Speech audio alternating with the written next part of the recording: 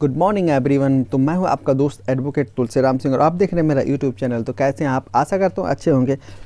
मेरे कई ऐसे सब्सक्राइबर और कई ऐसे व्यूअर्स हैं जिन्होंने मेरे से पूछा था कि यूट्यूब पे कॉपीराइट का मतलब क्या होता है। तो इसमें बहुत सारी मिथ्या, बहुत सारी लोग गलत भावनाओं का शिकार होते हैं, बहुत सारी गलत इन्फॉर्मेशन लेकर लोग बैठे होते हैं।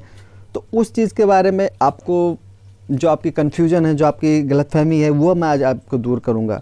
कॉपीराइट है क्या? कई मतलब ये माने जब किसी की कोई व्यक्ति का कोई मौलिक काम सीडी, डीवीडी या एसडी कार्ड वगैरह में सेव हो, तो उस व्यक्ति को अपने आप उस काम का कॉपीराइट मिल जाता, मतलब लेना पड़ता है।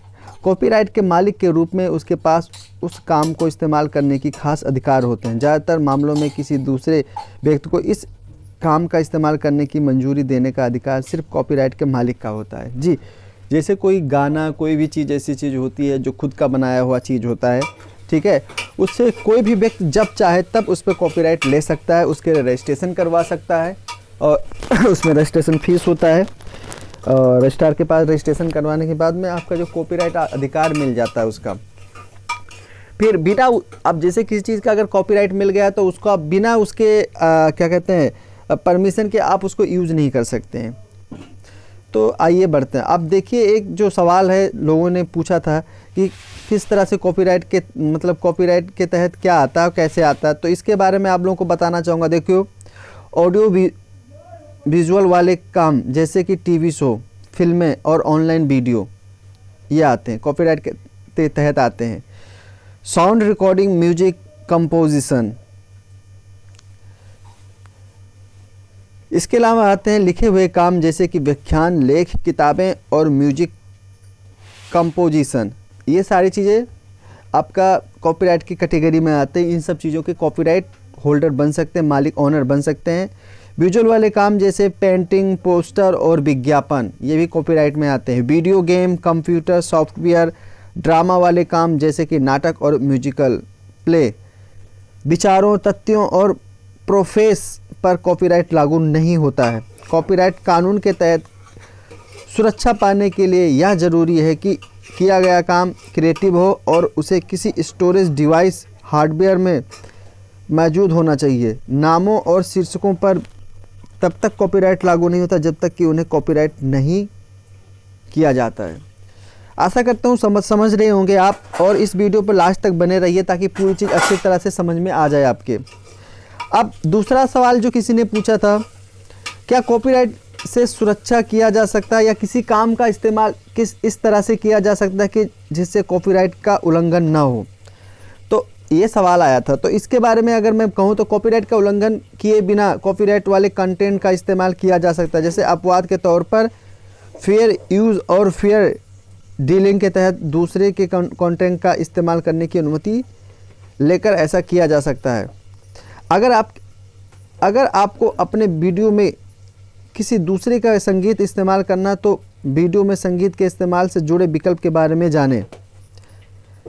कुछ क्रिएटर्स क्रिएटिव कॉमन्स लाइसेंस के तहत अपने कंटेंट को भी इस्तेमाल करने की मंजूरी देते हैं।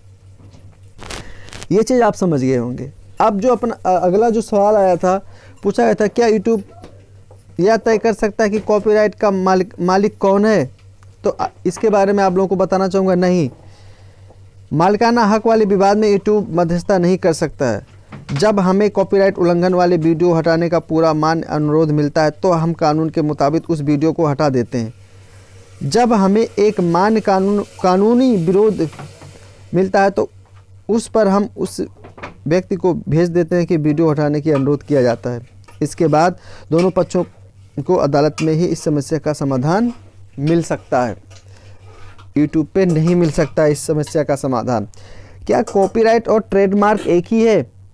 तो किसी ने पूछा था, तो मैं आपको बताना चाहूँगा कि नहीं, कॉपीराइट बौद्धिक संपत्ति का सिर्फ एक रूप है या ट्रेडमार्क जैसा नहीं होता है। ट्रेडमार्क से ब्रांड के नाम, मोटो, लोगो और सोर्स पहचानने वाली दूसरी चीज़ की सुरक्षा होती है ताकि दूसरे लोग किसी खास मकसद से उसका इस्तेमाल ना कर पाएँ।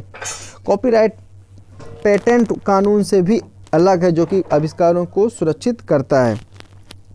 ट्रेडमार्क या दूसरे कानून के उल्लंघन पर यूट्यूब के पास वीडियो हटाने का कोई अलग प्रोसेस है। अब इसके बाद अगला जो सवाल है वो है कॉपीराइट और निजता में क्या अंतर है।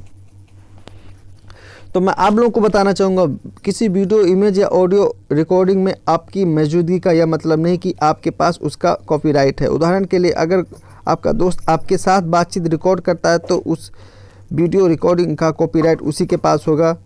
अपने आप दोनों में से कहा कि उसका कॉपीराइट वीडियो के कॉपीराइट से तब तक अलग नहीं माना जाता जब तक कि वह ऐसा पहले से तय न किया गया हो। अगर आपका कोई भी दोस्त या कोई व्यक्ति आपसे अनुमति लिए बिना वीडियो, इमेज या रिकॉर्डिंग अपलोड करता है तो उसमें आप मौजूद हैं, आपको लगता है कि इससे आपकी निजता या सुरक्षा को खतरा है, तो आपके पास निजता से जुड़ी शिकायत दर्ज करने का विकल्प है। कॉपीराइट से जुड़ी गलतफहमी आप लोगों की दूर हो गई होगी। और इसके अलावा हम आगे बढ़ते हैं। जैसे कि कॉपीराइट के मालिक को क्रेडिट देने से आपको उसके कॉपीराइट वाले वीडियो को इस्तेमाल करने का अधिकार अपने आप नहीं मिल जाता है। यूट्यूब पर वीडियो अपलोड करने से पहले आपको यह पक्का करना होगा कि वीडियो में मौजूद कॉपीराइट वाले सभी कंटेंट के जरूरी अधिकार आपके पास हैं। अगर आपको लगता है कि कॉपीराइट वाले कंटेंट का इस्तेमाल अपवाद के तौर पर किया गया है, तो जैसे कि फेयर यूज या फेयर डीलिंग, तब भी ऐसा हो सकता है कि आपके वीडियो को कॉपीराइट के अपवाद से तौर पर ना माना जाए, भले या आप किसी के कॉपीराइट वाले वीडियो में मूल कंटेंट जोड़ा हो। अपलोड करने से पहले अपने वीडियो को ध्यान में आकलन करें और ज़रूरत पड़ने पर कानूनी सलाह लें। दूसरी बात यह है, जो दूसरा सवाल है, ठीक है, गैर लाभकारी का दावा करने का मतलब है किसी भी वीडियो का इस्तेमाल किया जा सकता है। इसके बारे में किसी ने पूछा था तो उसके बारे में बताना चाहूँगा। अगर कॉपीराइट से सुरक्षित किए गए काम से कमाई नहीं की जा रही है तब भी कॉपीराइट दावे से बचा नहीं जा सकता है। अपलोड किए गए वीडियो को सिर्फ मनोरंजन के लिए या गैर लाभकारी बता देने ही काफ़ी नहीं है। जब फेयर यूज या फेयर डीलिंग जैसे कॉपीराइट से जुड़े अपवादों के मामले में, तब अदालत आपके पास मकसद को ध्यान में रखकर तय करेगी कि कंटेंट का अपवाद के तौर पर इस्तेमाल किया जा सकता है या नहीं। उदाहरण के लिए, तर्क देना कंटेंट का इस्तेमाल फेयर यूज के तहत गैर लाभकारी मकसद से किया गया है, लेकिन यह भी अपने आप लागू होने वाले बचाव का तरीका नहीं है। इसके बाद मेरा तीसरे व्यूवर्स ने पूछा था एक और अहम सवाल पूछा था कि दूसरे क्रिएटर ऐसा करते हैं इसलिए आपको भी क्या ऐसा करने का अधिकार है। तो भले ही साइट पर ऐसे वीडियो मौजूद हैं जो आपके अपलोड किए हुए वीडियो से मेल खाते हैं, लेकिन इसका मतलब यह नहीं कि आपको भी ऐसे वीडियो पोस्ट करने का अधिकार है। कभी कभी कॉपीराइट का मालिक हमारी साइट पर अपने कुछ वीडियो ही देखने की अनुमति देता है। इसका मतलब यह नहीं कि उसके सारे वीडियो साइट पर दिखाए जाएं। कभी कभी कॉपीराइट के कई मालिकों के पास काफ़ी मिलते जुलते वीडियो का मालिकाना हक होता है। ऐसा हो सकता है कि कोई इसकी अनुमति दे जबकि दूसरा ना दे। इसके अलावा बिहार से कुछ कॉपीराइट से रिलेटेड सवाल आए थे जिसके बारे में हम बात करेंगे। जैसे कि किसी ने पूछा था, आईट्यून से की गई खरीदारी सीडी या डीवीडी से कंटेंट का इस्तेमाल किया जा सकता है। सिर्फ वीडियो खरीद लेने से आपको उस यूट्यूब पर अपलोड करने का अधिकार नहीं मिल जाता। कॉपीराइट के मालिक का नाम देने के बावजूद आपने जो वीडियो खरीदा है उसे पोस्ट करने से कॉपीराइट कानून का उल्लंघन हो सकता है। अगला सवाल किसी ने पूछा था, अपने वीडियो को टीवी, मूवी, थिएटर या रेडियो में रिकॉर्ड किया है इसलिए उसे सही माना जा सकता है। तो मैं आप लोगों को बताना चाहूँगा कि आपने खुद कुछ रिकॉर्ड किया है, इसका मतलब यह नहीं कि आपके पास उसे यूट्यूब पर अपलोड करने के सारे अधिकार हैं। आपने जो रिकॉर्ड किया है उसमें अगर किसी दूसरे व्यक्ति का कॉपीराइट वाला कंटेंट शामिल है, जैसे कि बैकग्राउंड में चला गया कॉपीराइट वाला संगीत, तो भी आपको कॉपीराइट के मालिकों से अनुमति लेनी होगी। इसके अलावा कुछ सवाल आए थे, कॉपीराइट के उल्लंघन का कोई इरादा नहीं था। तो आप सभी को मैं बताना चाहूँगा कि सभी अधिकार लेखक के पास हैं। उल्लंघन का कोई इरादा नहीं था या मैं मालिक नहीं हूँ, जैसे वाक्यांश या खंडन का मतलब नहीं है। आपके पास कंटेंट पोस्ट करने का कॉपीराइट के मालिक की अनुमति है। इसका मतलब यह नहीं कि वीडियो को कॉपीराइट के अपवाद के तौर पर इस्तेमाल किया जाए, जैसे कि फेयर यूज़ या फेयर डीलिंग के तहत। इसके अलावा एक लास्ट सवाल और है, कॉपीराइट वाले कंटेंट का कुछ सेकंड का हिस्सा अपने वीडियो में इस्तेमाल किया जा सकता है किसी ने पूछा था।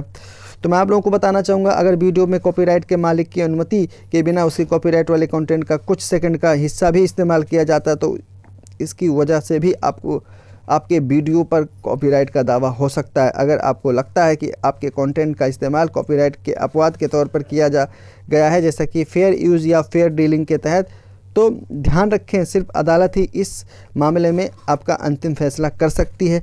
तो ये चीज़ आप लोग समझ गए होंगे। इसके बाद में भी अगर आपका कोई कॉपीराइट से रिलेटेड कोई सवाल है तो आप कमेंट करके पूछ सकते हैं या मुझे मेल कर सकते हैं।